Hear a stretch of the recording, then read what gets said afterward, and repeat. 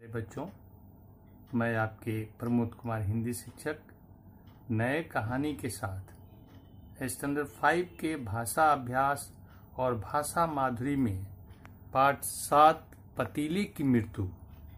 यह कहानी बड़ी रोमांचक और मनोरंजक एवं प्रेरणादायक है। यह सिर्फ हम लोगों के पढ़ने के लिए है। यह पाठ अकबर और बीरबल की कहानी पर आधारित है। बाबर ने मुगल साम्राज्य की स्थापना की। बाबर के बेटे थे हुमायूं और हुमायूं के बेटे थे अकबर। अकबर का पूरा नाम अबुल फत जलालुद्दीन मोहम्मद अकबर था। अकबर स्वयं पढ़े लिखे नहीं थे, पर अपने दरबार में अपने अनेक बुद्धिमान व्यक्ति थे। उनकी बुद्धिमान व्यक्ति में गिनती होती थी, जो पूरे भारत में अपनी बुद्धिमानी के लिए प्रसिद्ध थे, हाजिर जवाबी थे। कोई भी निर्णय करने से पहले अकबर अपने 9 रत्नों से सलाह मशवरा करते थे, राय लेते थे और सलाह मशवरा करने के बाद ही कोई निर्णय लेता था। अकबर के 9 रत्न बड़े ही चतुर थे। उनके दरबार में 9 रत्न थे और इन 9 रत्नों में आप लोगों को समक्ष सबसे पहले अकबर के जो 9 रत्न थे उनका नाम से सिलवार रूप से बता रहा हूँ। पहला में अबुल फजल, दूसरा में फैजी, तीसरे नंबर में थे अब्दुल रहीम खाने खाना, चौथे में थे राजा मान सिंह, 5वें नवरत्न थे राजा टोडरमल, 6ठे नवरत्न थे फकीर अजियाउद्दीन, 7वें में थे मुल्ला दो प्याजा, 8वें में थे तानसेन, 9वें क्रम में थे बीरबल, जो सबसे उनके करीबी थे। अकबर दरबार के 9 रत्नों में से वो एक थे, पर बीरबल अकबर के काफी करीबी माने जाते थे। ऐसे तो अकबर और बीरबल की कई रोचक कहानियां हैं जो हमें बहुत सी सीख देती है। उनमें से एक कहानी आपके पुस्तक में भी दी गई है, पतीले की मृत्यु। इस कहानी में हमें पढ़ना है कि बीरबल ने कैसे एक बेईमान व्यापारी को सही राह दिखाई। क्या आपको पता है अकबर और बीरबल के मुलाकात के पीछे भी एक बड़ी ही रोमांचक कहानी है। एक रात की बात है। अकबर रोज खाना खाने के बाद सोने से पहले पान खाकर सोता था। तो एक रात हमेशा की तरह मुरलीधर नाम का एक आदमी उसके लिए पान लेकर गया। पहले उसको बादशाह को पान खिलाया और फिर उसकी बेगमों को।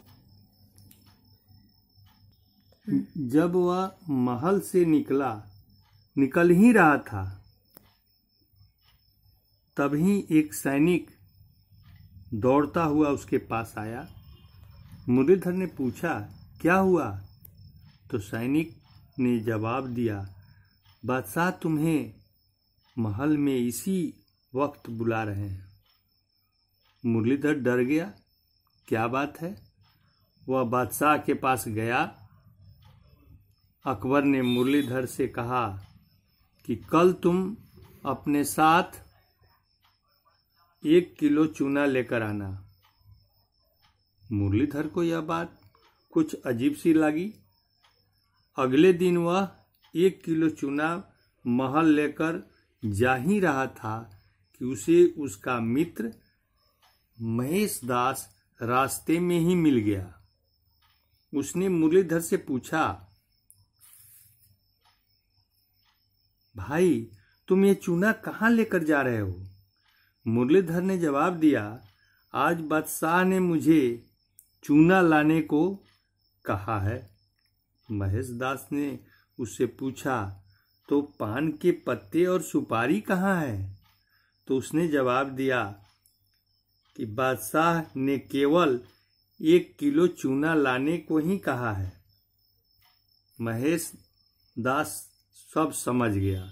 उसने कहा, मुरलीधर, बादशाह तुम्हें अवश्य ही चूना खाने को कहेंगे, इसलिए तुम जाने से पहले घी पीकर जाना।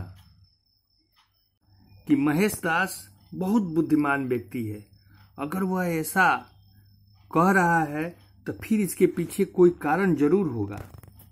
मुरलीधर ने वैसा ही किया और उसने 1 किलो घी पी लिया। इधर मुरलीधर को आने में देर हो रही थी, तो अकबर ने अपने सैनिकों को उसे लाने के लिए भेजा। तब तक मुरलीधर महल में आ गया। ठीक वैसा ही हुआ जैसा बीरबल ने कहा था।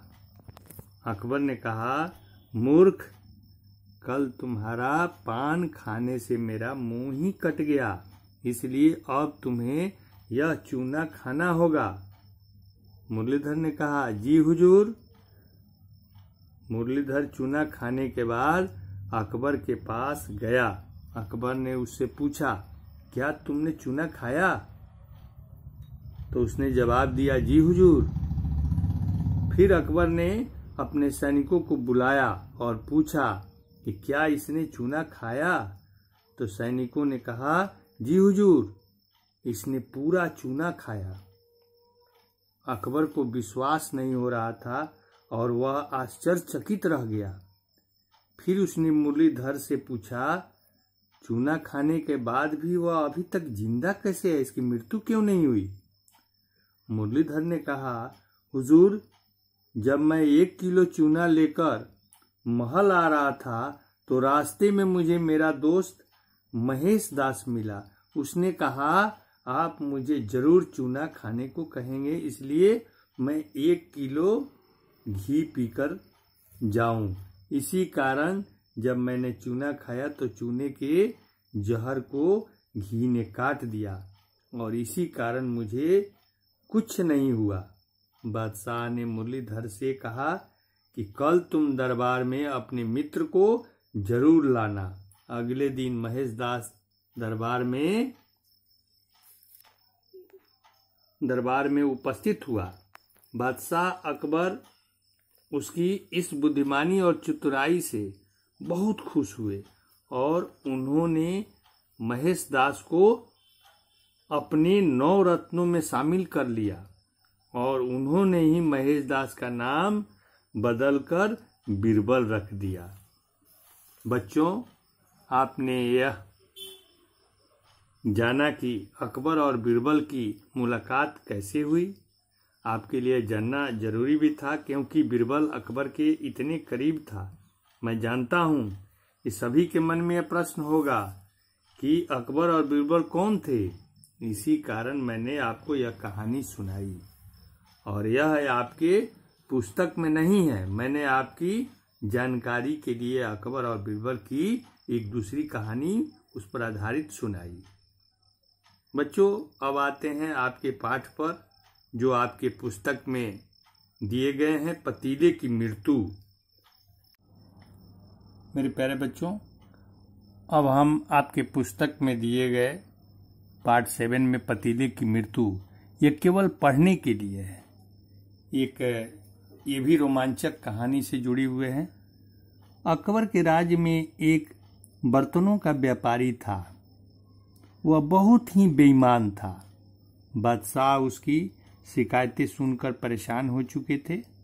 बादशाह ने बीरबल से कहा कि तुम शीघ्र पता लगाओ, क्या वास्तव में यह व्यापारी ठगी कर रहा है? मामले की छानबीन करने पर बीरबल को पता चला वह व्यापारी वास्तव में बेईमान है।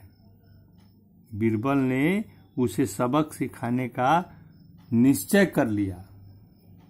एक दिन बीरबल व्यापारी के पास गया और 3 दिन के लिए 2 पतीले किराए पर ले आया। पतीले कहते हैं मेरे प्यारे बच्चों जो आपके घर में खाना पकता है भगोने को।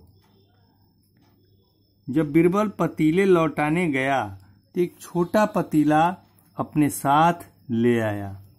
तीनों पतीले व्यापारी को देते हुए कहने लगा, जनाब तुम्हारे दोनों पतीलों ने एक छोटे पतीले को जन्म दिया है, इसलिए यह तुम्हारा है, आप इसे भी रख लीजिए।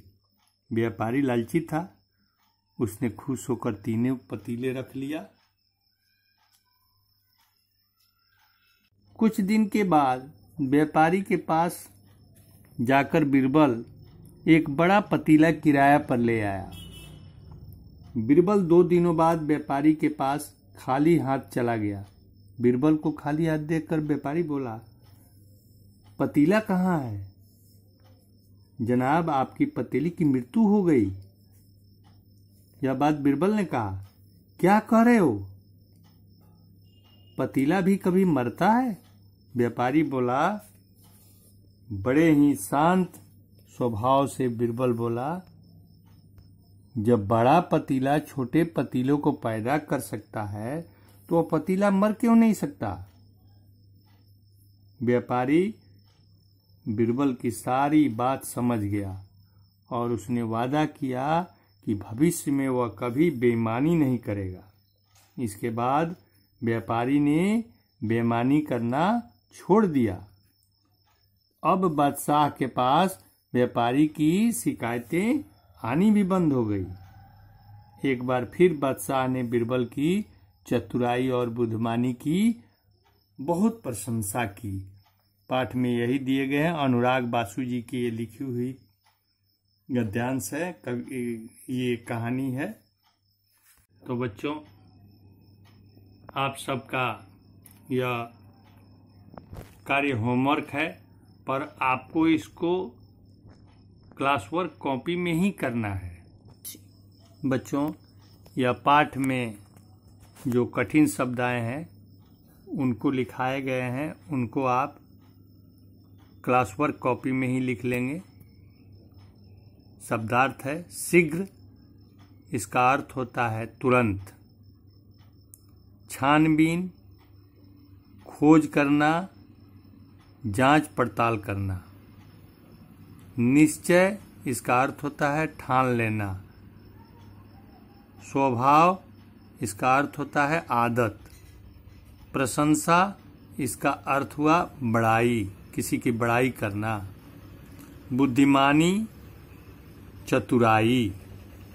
अब इसके आगे हम दूसरे प्रश्न इसमें दिए गए हैं। इन शब्दों को 5-5 बार अपनी क्लास वर्क कॉपी में ही लिखना है।